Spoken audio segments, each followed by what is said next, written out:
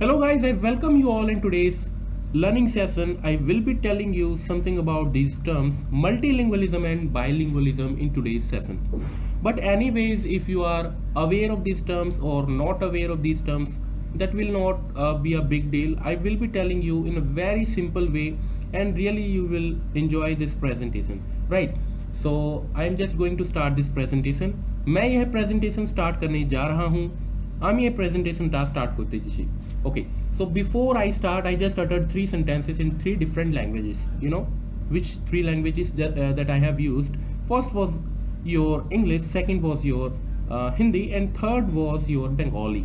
Right. Let's say if I have uttered two languages only, that could be an example of bilingualism. But since I use three sentences, I know I have proficiency in three languages. I will be saying that it is multilingualism. Okay, so I just gave you a basic idea about bilingualism and multilingualism. But before, bi means two, multi means many. You are well aware of these terms, at least I hope so. Okay, before I start, let's say, okay, so have you ever visited any platform and have you ever seen these kinds of signboards there? Have you ever? Like here, it's I think that it's a South language, and this is your Hindi, and that's your English. So three languages has been here, and these kinds of boards are very common when you move to South, cause they know that maybe if you are a local resident, you must know this language. Okay, so if you are a North Indian, you definitely will know Hindi, and how to read Hindi, you know about it. Next, that comes your English. English is widely spoken, at least I would say, at least nowadays English is second language. It is becoming a second language, or even it may be a third language, but I will be telling you something about how English is not our first language till now. But in anyways, in the next coming some years, I would say that English would be maybe that it would be your first language. But I hope so that you would not be forgetting about your culture. If you are from South India, you will know about your native language also, the script they use. You will know everything. You will not forget your culture, anything. But anyways, let's move to the next part. So I hope so that you have seen such kind of banners fixed into your platforms, railway stations, etc. Right now, so next, let's move to the next part. So it was there was three kind of languages has been used here. I don't know what the language it is, but Hindi, English, and the third local language there.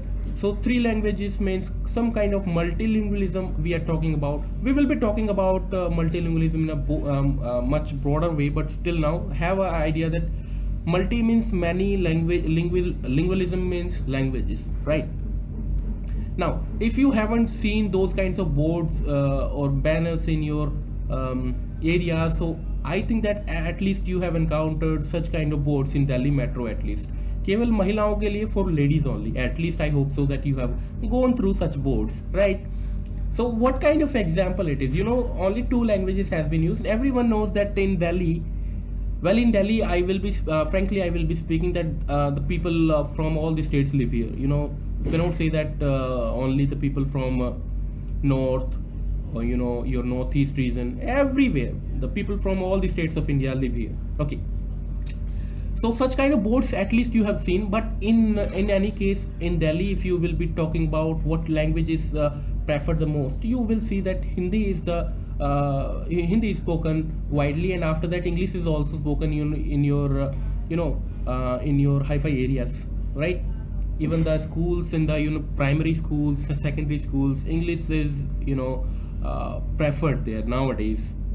Okay, but before I start something telling you about multilingualism and bilingualism, I just want you to get an idea in an inductive way. I don't want to tell you the definition, and after that I will be starting to say the slides. I just wanted what I actually wanted, that you guys will be framing the definitions by yourself. That's why I have given you the examples first. That's kind of inductive way of teaching, right?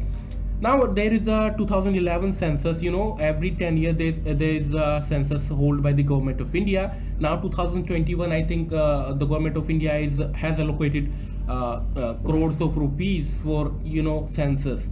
So it would be very interesting to hear that what is the current situation now. But anyways, I am using the 2011 data. So Hindi is widely spoken in our country. Let's say 130 crore populations are there, and out of 57% of the population speaks Hindi as their language. Means they know language Hindi.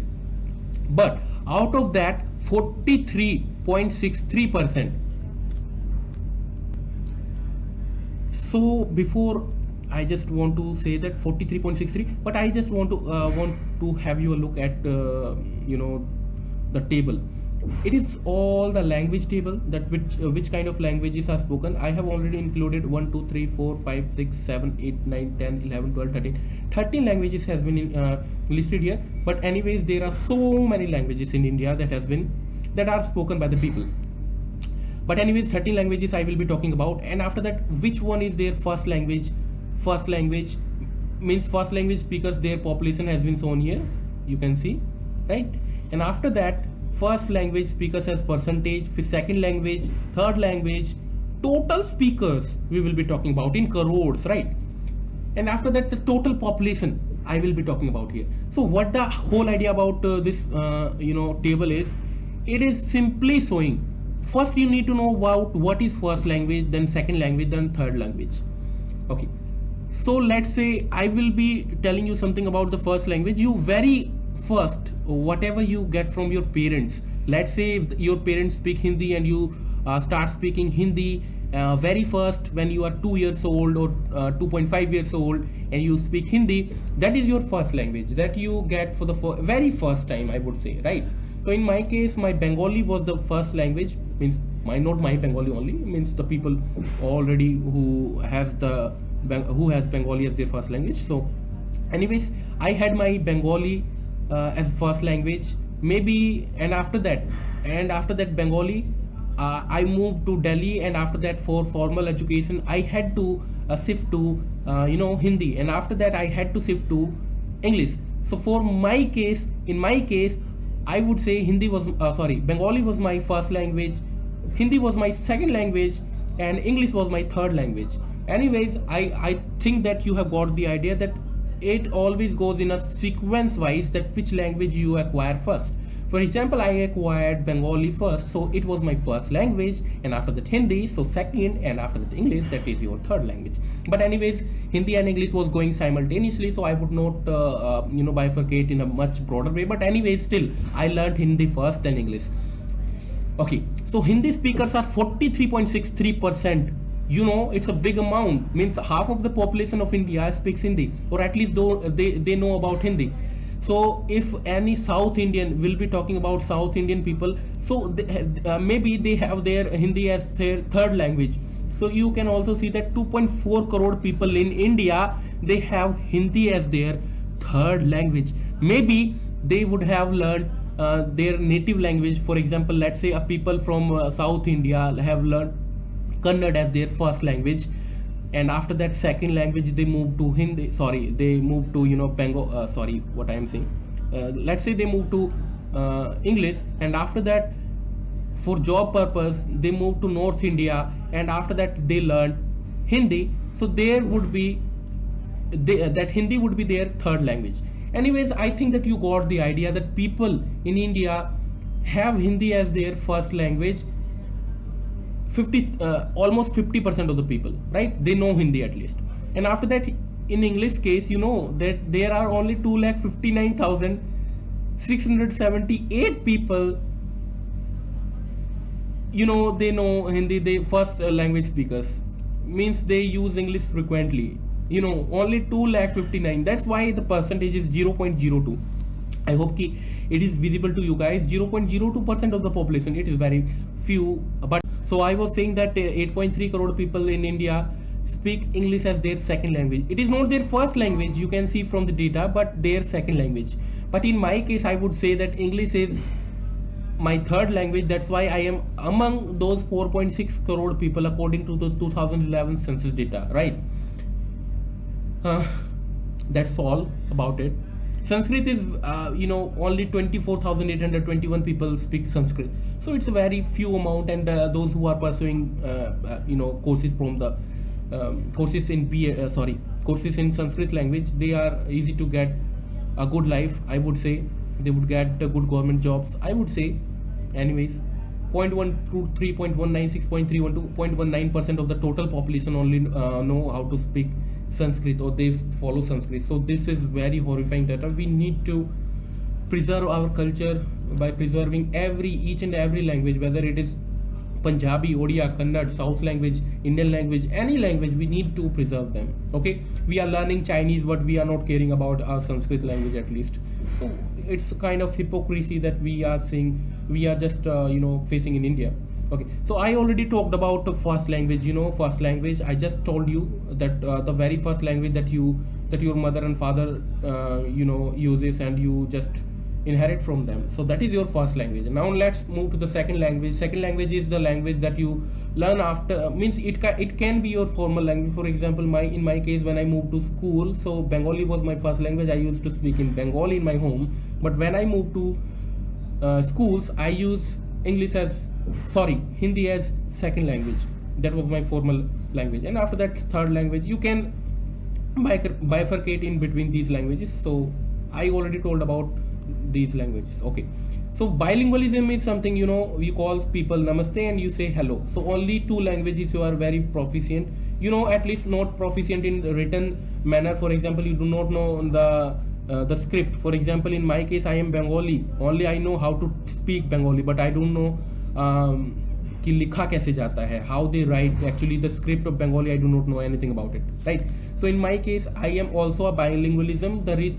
Well, one thing more, I just want to clear that bilingualism, there is a debate that people should be proficient in each skill: reading, listening, speaking, writing. In each skill, the people should be, proficient, or what. So most of the, critics just believe that at least people are able to, share their ideas in two languages. Then they will be called bilingualists. For example, namaste, hello. I know Hindi, मुझे हिंदी आती है, मुझे बंगाली भी आती है. I know Bengali. I'm a Bangla Janchi, right? So in my case, I'm not a bilinguist person. I am a multilinguist person because I know three languages. So multilingualism is the ability of an individual speaker or community of speakers to communicate effectively in three or more languages. I just told you about it, right? Haven't I told you about it? Okay, multilingualism are two-edged sword. Now I have, mentioned here that multilingualism is a two-edged sword. How can you say that? You will be asking, sir, how you said that it's a sword, how? You just you can guess why I have used it, and I will be telling you. You can guess right now, but I will be telling you about it, why I have said that multilingualism is a two-edged sword in the later slides. Okay. Advantages of multilingualism: better job opportunities you will get, as already said. That let's say if you become an IS officer, okay, you are from North India, but you are posted into South India, and in any locality, there the local language is spoken. So how you will deal with them? Definitely you need to learn the languages first, right?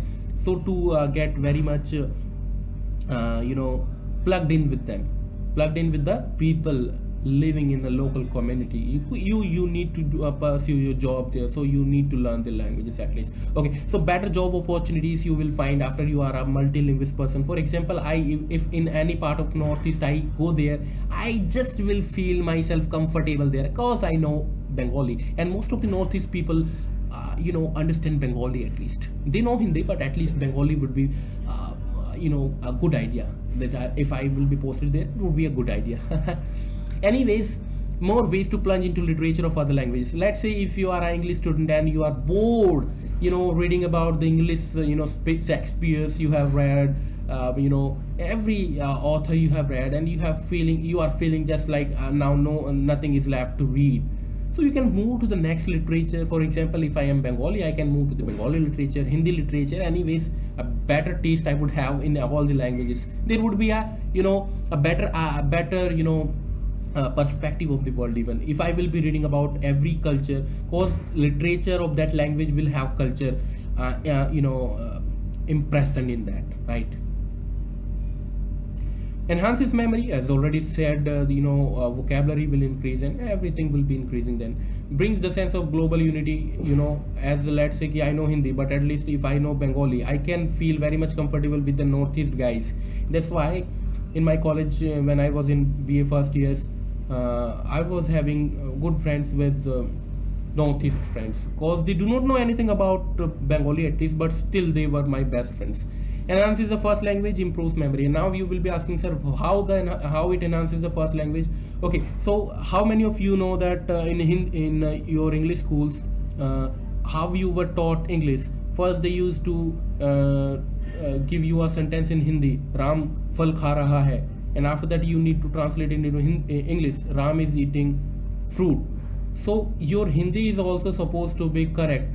There should be no errors in matra, I don't know what to call matra in Hindi or English, sorry. Improves memory, as already said. Okay, the point has replicated here. Okay, anyways. Now disadvantages of multilingualism. Pronunciation problem, for example, my Bengali is not that much fine. Means I just feel racism. For example, when I moved to my hometown, वहाँ पे problem पता है क्या आती है? People say that तुम्हारी हिंदी तो बहुत ही तुम्हारी बंगाली तो बहुत ही बेकार है, cause I use mixed words sometimes. আমি বলতে পারি কিন্তু আমার যে টোনটা হবে, that would be quite difficult. So what I was trying to say here right now in Bengali, that I can speak, but the tone that I will be referring to, that would be different, and people will have a racist kind of ideology for me. Language not covered systematically. You know about this point. Sorry. Children with language disorder are kept outside. And now let's say if anyone is facing any kind of mental disorder, and the child is not able to learn that much effectively the language that much effectively, then what would happen with the child? He would be, or she would be left, that it is your fate that you are not going to learn you are not going to be a multilingualist. Okay, language offered is not rich. Sometimes the language that I have been offered, for example, even though Bengali is my mother tongue, but still by living more than 20 years in Delhi, I have just forgotten the right tone, the right accent, I would say, not accent that I need to use to speak Bengali. Okay, so that's why I have used that multilingualism a two-edged sword, cause it has both advantages as well as disadvantages, right? Now let's move to the problems with language pedagogy. It always the teacher always need to face a kind of problem. For example, in the Hindi schools, even though nowadays what is happening, you know about it, always the teacher is asked. For example, let's say if I become an English teacher future ahead, okay, so let's say the child, those who are attending my classes, they do not know anything, single A letter, they do not know anything about English. So it would be quite problematic for me. Even let's say if I am Hindi speaker and English speaker, they are Odia speaker, Kannada speaker, and they do not know any language, then what kind of pedagogical language problem teaching I would be having there? You can expect it. For example, what I said, I know Hindi and I know English, they do not know any language. What I know, they simply know Kannada. How can I teach them? Let's say I am posted to a Kendra Vidyalaya, any south region. So what would happen? Either I would have to learn the language, or either they would have to learn at least one of my language. So this is the problem that has been seen in the Indian schools, at least I would say. Okay, so I just stand up here and I hope so that you liked my presentation on multilingualism and bilingualism, and this was my great effort that I used here to make you guys understand about the topic multilingualism and bilingualism. So what is multilingualism? At the end, just I want to ask you guys, so if you have three or more tongues, means three or more tongues, it doesn't matter that you need to have three tongues physically. Okay, so I was saying that if you speak 3 or more tongues, you are a multilingualist, and if you know 2 tongues, you use 2 languages, you are a bilingualist. Okay, so I end up here. We'll meet you in the next upcoming session with a great deal of interest and with a new presentation on the topic, anything it could be. It was a weird presentation that I have presented in the college, and I just wanted to present it in my channel also, so that's why I have presented it here, right? So we'll meet you in the next video, friends. I just take my leave. Thank you.